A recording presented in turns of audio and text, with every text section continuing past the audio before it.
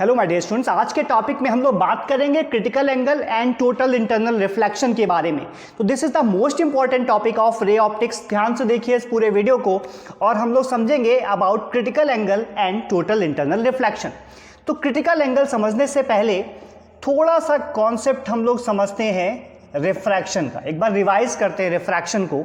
और we know that कि एक लाइट रे जब रेयरर मीडियम से डेंसर मीडियम में पास होती है तो क्या होता है, दिस इज इंसिडेंट रे, और उसको जाना चाहिए था इस टाइप से, बट क्या होगा, it bends towards the normal. और लाइट रे जब पास होती है डेंसर मीडियम से रेयरर मीडियम में तो it bends away from the normal. अभी ये कॉन्सेप्ट हम लोगों को सबको आता है। अभी ये कॉन्सेप्ट समझ में आ गया।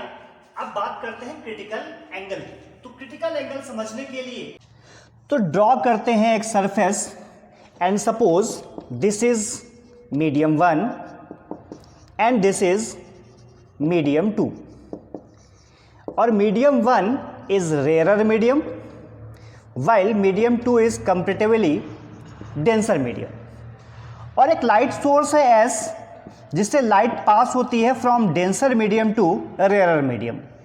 तो जब ये परपेंडिकुलर फॉल होगी रिफ्रैक्टिव सरफेस पे तो विदाउट डेविएशन ये डायरेक्टली एग्जिट हो जाएगी। और अगर एक लाइट रे फॉल होती है with the angle of incidence I तो क्या होगा, यहाँ पर हम लोग बनाएंगे एक नॉर्मल। और जैसा कि अभी हम लोगों ने रिफ्रैक्शन के कॉन्सेप्ट में पढ़ा था कि when a light ray passes from denser medium to rarer medium it bends away from the normal. तो लाइट रे को जाना तो ऐसे चाहिए था but it bends away from the normal and this is angle of refraction which is R. तो भी हम लोगों ने देखा कि जब लाइट रे डेंसर मीडियम से रेयरर मीडियम में जाती है तो क्या होती है, it bends away from the normal. तो चलिए हम लोग एंगल ऑफ इंसिडेंस को थोड़ा सा और इंक्रीज कराते हैं। तो suppose I1 R1 and this is I2। तो भी हम लोगों ने क्या किया कि हम लोगों ने एंगल ऑफ इंसिडेंस को थोड़ा सा और इंक्रीज किया। तो एंगल ऑफ इंसिडेंस को इंक्रीज करके हम लोगों ने कर दिया I2। तो जब एंगल ऑफ इंसिडेंस को इंक्रीज करेंगे तो हम लोगों ने क्या देखा, हम लोग देखते हैं कि जैसे ही हम लोग एंगल ऑफ इंसिडेंस को इंक्रीज करते हैं तो एंगल ऑफ रिफ्रैक्शन भी इंक्रीज कर जाता है। मतलब क्या हुआ कि आप एंगल ऑफ इंसिडेंस को इंक्रीज कराते जाइए और एंगल ऑफ रिफ्रैक्शन भी आपका इंक्रीज होता जाएगा। तो भी एक ऐसी स्टेज आएगी, आप बढ़ाते जाइए एंगल ऑफ इंसिडेंस, आप बढ़ाते जाएंगे। तो जैसे जैसे आप एंगल ऑफ इंसिडेंस बढ़ाते जाएंगे तो सपोज एंगल ऑफ इंसिडेंस बढ़ाकर हम लोगों ने कर दिया I3, तो क्या होगा कि जो एंगल ऑफ रिफ्रैक्शन है वो भी बढ़ता जाएगा। तो जैसे जैसे आप एंगल ऑफ इंसिडेंस इंक्रीज कराएंगे आपको देखने को क्या मिलेगा कि आपका एंगल ऑफ रिफ्रैक्शन भी इंक्रीज करता जाता है। अभी एक ऐसी स्टेज आएगी जबकि एंगल ऑफ रिफ्रैक्शन बढ़ता बढ़ता, अभी देखिए एंगल ऑफ रिफ्रैक्शन बढ़ रहा है, ये फिर ये हुआ फिर ये हुआ, अभी बढ़ता रहेगा बढ़ता रहेगा, बढ़ते बढ़ते कितना हो जाएगा, तो एक समय आएगा कि जबकि एंगल ऑफ रिफ्रैक्शन बढ़ते बढ़ते 90 डिग्री का हो जाएगा। एंगल ऑफ रिफ्रैक्शन बढ़ते बढ़ते 90 डिग्री का हो जाएगा तो उसके एंगल ऑफ इंसिडेंस को हम लोग बोलते हैं क्रिटिकल एंगल। मतलब अब समझ में आया आपको कि एक ऐसा एंगल ऑफ इंसिडेंस जिसके लिए एंगल ऑफ रिफ्रैक्शन 90 डिग्री होता है उस एंगल ऑफ इंसिडेंस को हम लोग बोलते हैं critical angle. That means the angle of incidence for which the angle of refraction in rarer medium becomes 90 degree, तो उस एंगल ऑफ इंसिडेंस को हम लोग कहते हैं क्रिटिकल एंगल। तो मतलब क्या हुआ, एक बार फिर से इस कॉन्सेप्ट को समझते हैं कि जैसे जैसे हम लोग एंगल ऑफ इंसिडेंस को इंक्रीज कराते जाते हैं वैसे वैसे रेयरर मीडियम में एंगल ऑफ रिफ्रैक्शन भी इंक्रीज करता जाता है और for a particular angle of incidence the angle of refraction becomes 90 degree. एक पर्टिकुलर एंगल ऑफ इंसिडेंस के लिए जो एंगल ऑफ रिफ्रैक्शन है वो 90 डिग्री हो जाता है और उस एंगल ऑफ इंसिडेंस को हम लोग बोलते हैं क्रिटिकल एंगल। अभी क्या होगा कि अगर हम लोग एंगल ऑफ इंसिडेंस को क्रिटिकल एंगल से भी आगे बढ़ा दें, अब हमने क्या किया, अब हमने सोचा कि चलो एक काम करते हैं कि भाई लाइट रे को ले जाते हैं एंगल ऑफ इंसिडेंस IC से भी ज्यादा। अब हम लोगों ने क्या किया कि एंगल ऑफ इंसिडेंस को बढ़ाते बढ़ाते हमने क्या किया, क्रिटिकल एंगल से भी ज्यादा कर दिया। तो ऐसे में क्या होगा कि हम लोगों ने देखा था कि लाइट रे जो एंगल ऑफ रिफ्रैक्शन था वो बढ़ता बढ़ता हो गया था 90 डिग्री, बट अगर आप क्या करेंगे कि एंगल ऑफ इंसिडेंस को क्रिटिकल एंगल से भी ज़्यादा करेंगे तो लाइट रे जो भी जाएगी वो इसी मीडियम में वापस आएगी, दूसरे मीडियम में पास ही नहीं हो पाएगी और पूरी की पूरी लाइट अप्रॉक्सीमेट 100% लाइट इसी मीडियम में वापस आ जाती है। And this concept is called total internal reflection. आपको ध्यान क्या देना है?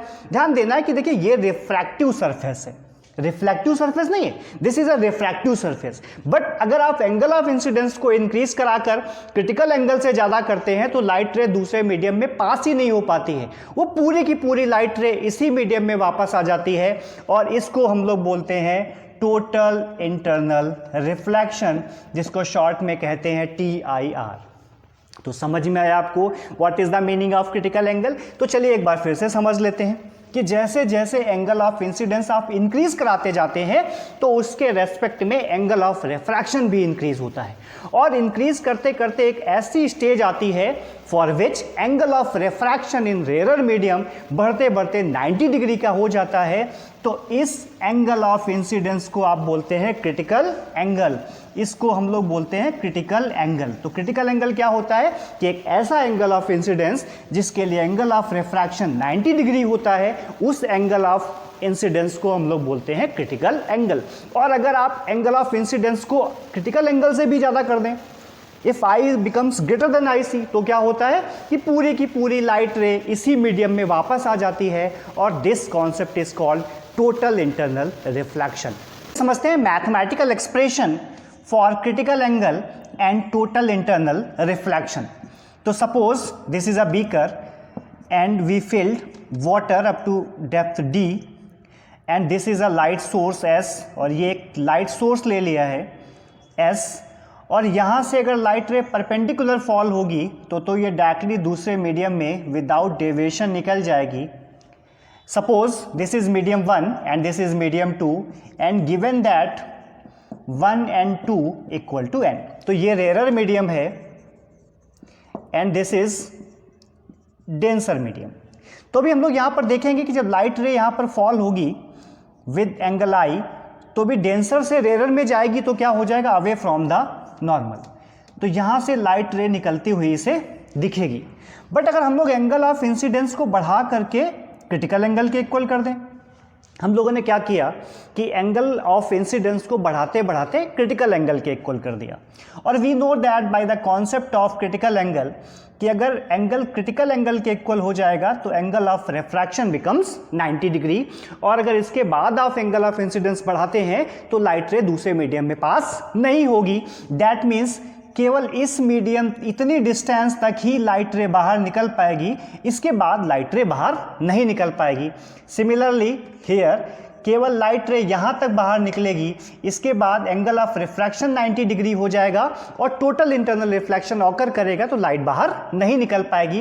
दैट मीन्स केवल ये एरिया होगा जिस एरिया में ये सोर्स की लाइट बाहर निकल पाएगी, उसके बाद light rays totally internally reflected हो जाएंगी और लाइट रे बाहर पास नहीं हो पाएगी। हम लोग इसके लिए एक मैथमेटिकली फार्मूला डिराइव करने जा रहे हैं, अब ध्यान से देखिए। तो suppose this is S, this is A, this point is B and this point is C. Using Snell's law, अगर हम लोग स्नेल्स लॉ का यूज करें एट पॉइंट B, तो स्नेल लॉ आप जानते हो sine I upon sine R equal to 1 and 2।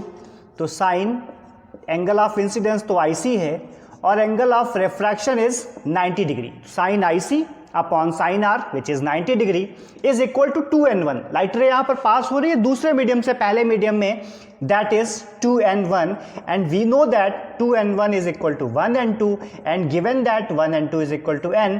तो यहाँ से साइन IC की वैल्यू हो जाती है sine IC becomes 1 upon n।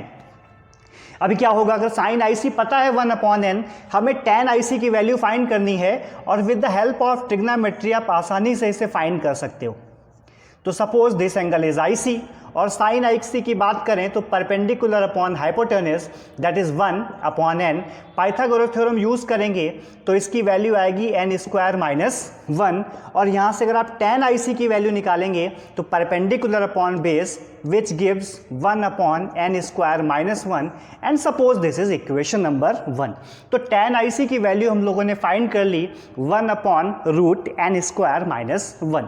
अब अगर आप इस ट्राइंगल को ध्यान से देखें तो ये दोनों लाइंस पैरेलल हैं, ये एंगल IC होगा तो ये एंगल भी आपका IC हो जाएगा।